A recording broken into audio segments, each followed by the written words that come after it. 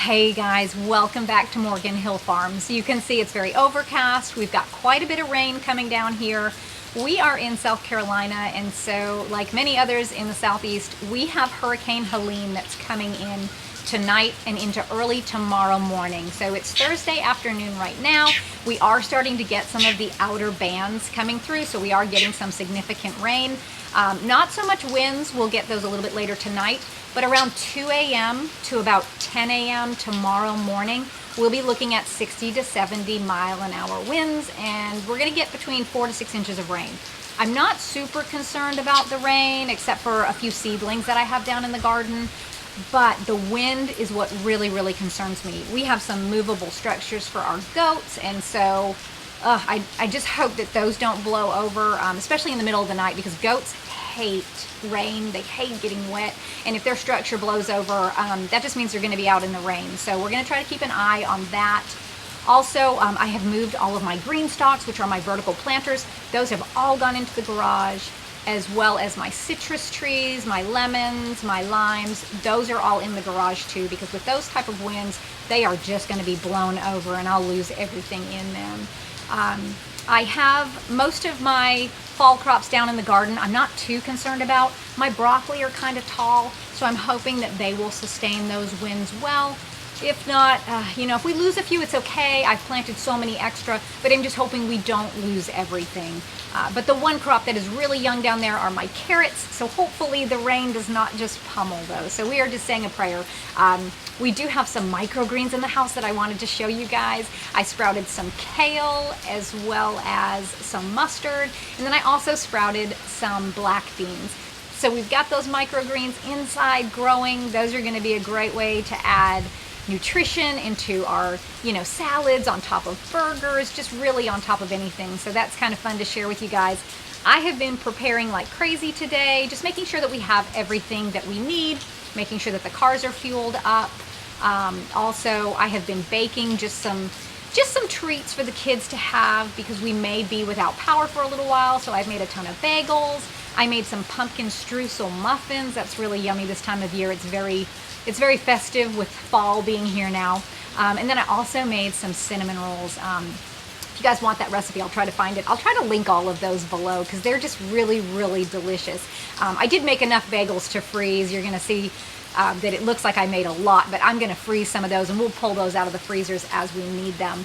But we did end up being able to get our generator out last night and test that, just to make sure that that's running. If you haven't run a piece of equipment in a while, sometimes they're a little bit tricky to start, but Nate's really good about pulling a lot of our stuff out at certain times and just starting it up just to let it run, so that the gas doesn't get old. And anyway, so that is up and running.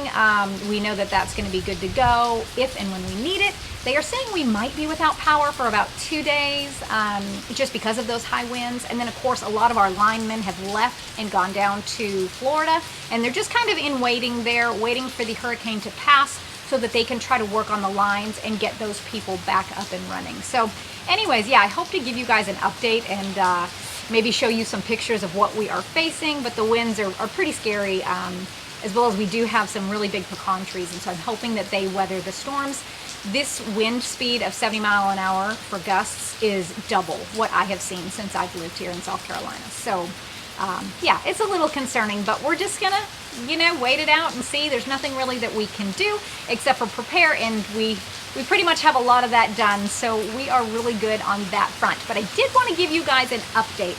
A few videos ago, I mentioned to you about the dock worker strike, the one that affects all the way from Maine all the way down into the Gulf Coast. So the deadline for that is Monday at midnight. So this coming Monday, September 30th at midnight. If there is no contract that has been signed, then those 45,000 dock workers go on strike. And as of right now, as I'm speaking to you, there is no scheduled negotiation for the union. So as of right now, we can kind of assume that that's pretty imminent. So along with the hurricane disrupting, my supply chain here, and probably gas and electricity and things like that, we now have to really start thinking about that dock worker strike, because more than likely that's going to happen if there's no negotiation set up, and we're going into the weekend here fairly quickly. Yeah, it's just a few things to think about. We get a lot of stuff through the East Coast. Of course, anything coming from Europe, like over Christmas, Nate had purchased a grain mill for me. That came from Germany. That took 3 weeks, and there was no strike or no problems at that time. So anything from Europe coming over, we have a lot of consumable retail goods that come in that way. Food comes in through the East Coast, as well as the major thing that you want to be thinking about is oil. So if oil cannot come in through the East Coast, that means that if we want to receive it, we have got to go all the way around to the West Coast, is what I'm imagining, to get those things in. So that's going to cost so much more, you know, and we all know that when people start talking about anything having to do with oil, that gas prices just tend to spike very quickly. So that's something to think about. We have made sure that all of our vehicles are filled up for this storm, but I fear that we're going to start seeing those gas prices start going up because of this strike. They're saying that if the workers go on strike for 1 day, that will be 1 week of backup. If they go on strike for 2 weeks, that's going to take us through to Christmas. So, you know, as far as getting presents and things like that for your family, or any goods or anything that you need for the season change or whatever, those supplies are going to start dwindling very quickly. And we know that as supply goes down, prices go up. Now, one good piece of news here is that our current administration has the ability to put an 80-day cool-off period into effect, so that the unions cannot strike, and they kind of have another 80 days to negotiate, just to hold that off, to protect the American people, to protect that supply chain. However, because the unions are Democrat supporters, our current administration has said that they do not want to do that. They value the votes of those unions more than your pocketbook, and more than you being able to get the goods that you need for yourself and your family. So just keep that in mind. I'm hoping that they kind of pull through last minute, but if they're worried about the election and everything like that, they certainly don't want to pull votes away from them. So we can kind of see where their attitude is, caring more about themselves than they do about America, which is not necessarily what we want in a candidate. It's not what I want in a candidate anyways. But there's just a whole lot going on right now. We've got lawmakers trying to pass a constitutional amendment for a mass casualty scenario, saying that if a bunch of Congress members were killed, that they could be replaced quickly.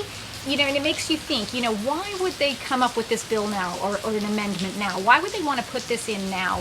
But when you start looking at everything going on in the news right now, it kind of, all these little puzzle pieces are sort of starting to fit together, and the picture is becoming clearer and clearer of some of the motives and some of the things that may be happening. You know, I mean, are they trying to say this because we are preparing to give Ukraine our long-range missiles, or access to those, and they know that that might be, you know, the beginning of World War III, and would a target be Washington, D.C., where that could take out a lot of Congress?